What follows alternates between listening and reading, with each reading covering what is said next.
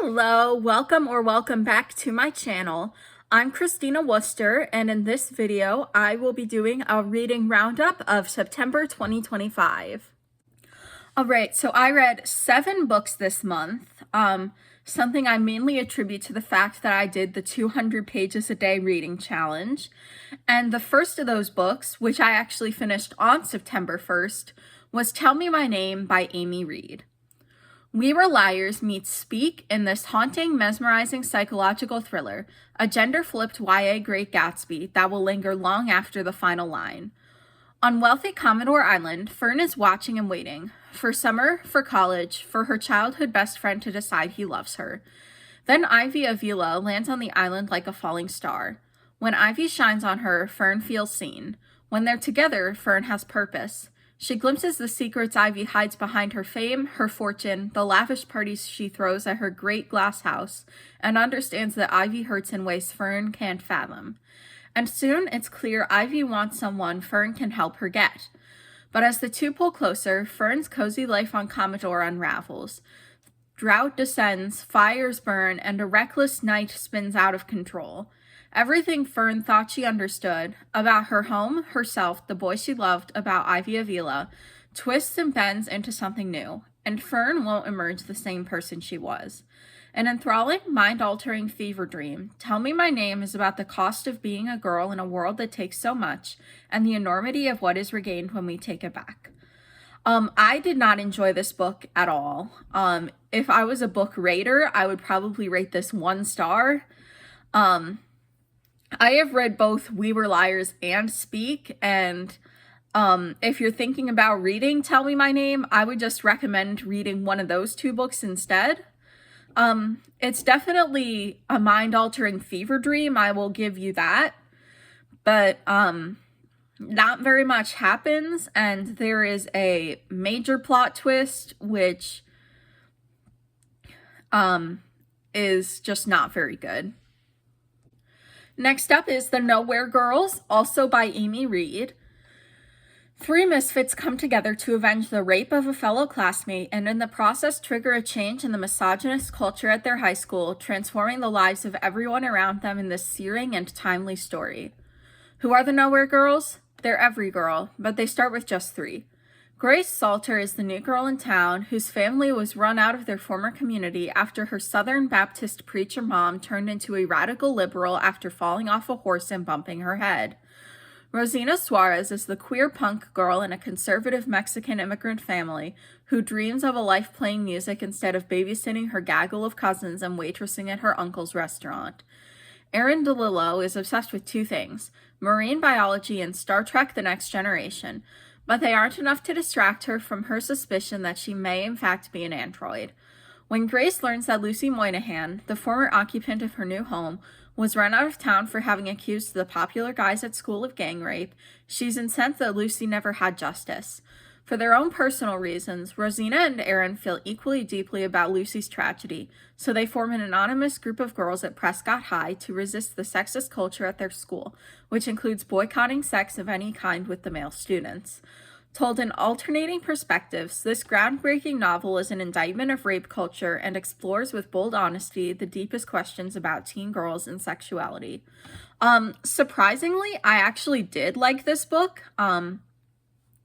Even though it's by the same author as Tell Me My Name, which I really didn't like. I honestly don't have much else to say about it. I thought that the 3 perspectives were all written very well. The representation was good. The plot was interesting. Yeah. Next up is Oryx and Crake, which I read for my book swap series because my mom recommended it. Oryx and Crake is at once an unforgettable love story and a compelling vision of the future. Snowman, known as Jimmy before mankind was overwhelmed by a plague, is struggling to survive in a world where he may be the last human, and mourning the loss of his best friend Crake and the beautiful and elusive Oryx whom they both loved. In search of answers, Snowman embarks on a journey, with the help of the green-eyed children of Crake, through the lush wilderness that was so recently a great city, until powerful corporations took mankind in an uncontrolled genetic engineering ride. Margaret Atwood projects us into a near future that is both all too familiar and beyond our imagining. I didn't really like this book. I would say it's not as bad as Tell Me My Name, in my opinion, but not very much happened in this book either. It was all flashbacks. And by the time things did start happening, it was so far into the book that I just wanted it to be over. I really wanted to like this book, but unfortunately it wasn't meant to be. Next up is Kill the Laxbro by Charlotte Lily Balogh. My apologies if I did not pronounce that correctly. A fresh and darkly funny 90s murder mystery about one high school's net of lies that begin to unravel when a star lacrosse player winds up dead.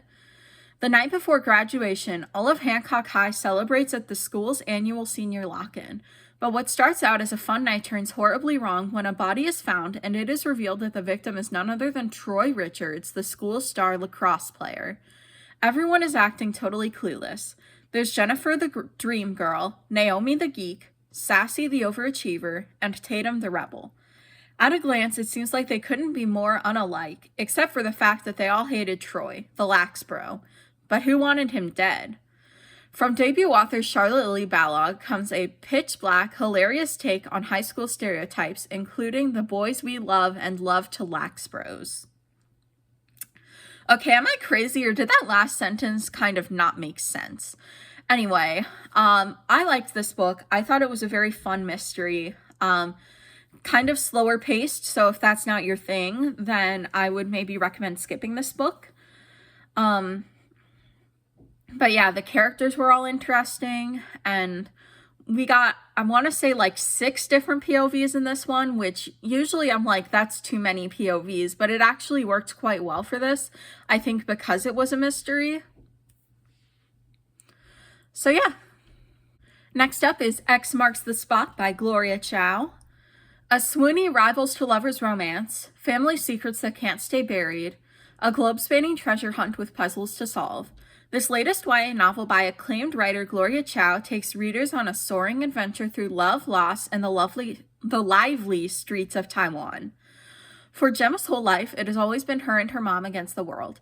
As far as she knew, all her grandparents, and thus her ties to Taiwanese culture, were dead. Until one day when a mysterious man shows up at her door with the news that her grandfather has just recently passed, and the first clue to a treasure hunt that Gemma hopes will lead to her inheritance. There's just one major problem. To complete the hunt, she has to go to her grandfather's home in Taiwan. And the only way she can get there is by asking her ex and biggest high school rival, Xander, for help. But after swallowing her pride, Gemma finds herself halfway across the world, ready to unearth her life-changing prize. Soon, Gemma discovers that the treasure hunt is about much more than money. It's about finally learning about her family, her cultural roots, and maybe even finding true love. Filled with ingenious puzzles, a vibrant Taipei setting, and a delicious romance, X Marks the Spot is an exciting adventure by award-winning writer Gloria Chow, perfect for fans of Love Boat Taipei, The Inheritance Games, and 13 Little Blue Envelopes. I really enjoyed this book. I thought it had a good balance of romance and puzzles, and the descriptions of Taiwan were all really lovely. Especially the Taiwanese food, they made it sound really good. I have read The Inheritance Games, and I can definitely see the similarities. I would say this book is a little more romance-focused than that book was, but I do think that if somebody enjoyed The Inheritance Games, they would probably enjoy this book as well. Next up is The Initial Insult by Mindy McGinnis, which is the first book in a duology of the same name. Welcome to Amontillado, Ohio, where your last name is worth more than money and secrets can be kept for a price. Tress Montour knows that her family used to mean something, until she didn't have a family anymore. When her parents disappeared 7 years ago while driving her best friend home, Tress lost everything.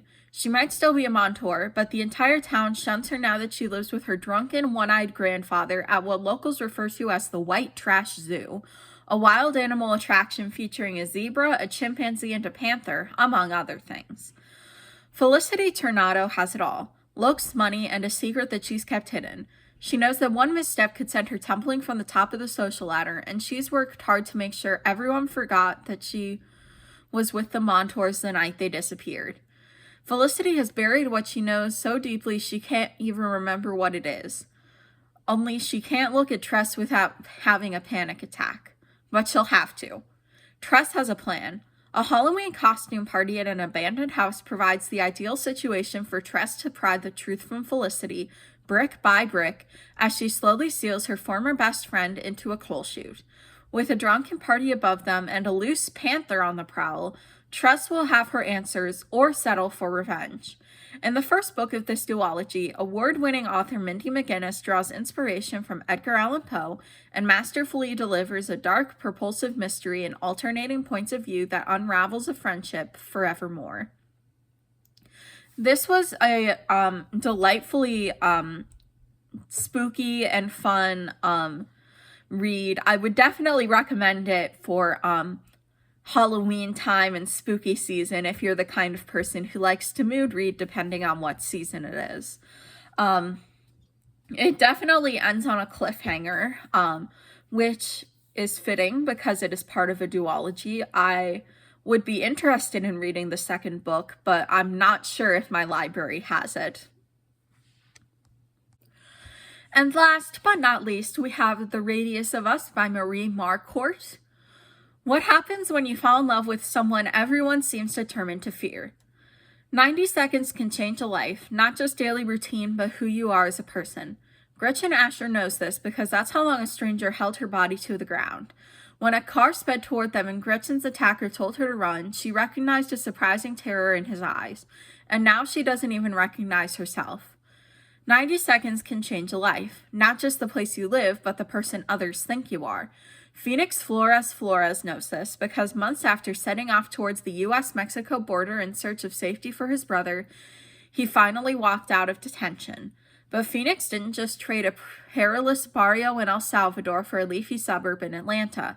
He became that person, the one his new neighbors crossed the street to avoid. 90 seconds can change a life. So how will the 90 seconds of Gretchen and Phoenix's first encounter change theirs? Told in alternating first-person points of view, The Radius of Us is a story of love, sacrifice, and the journey from victim to survivor.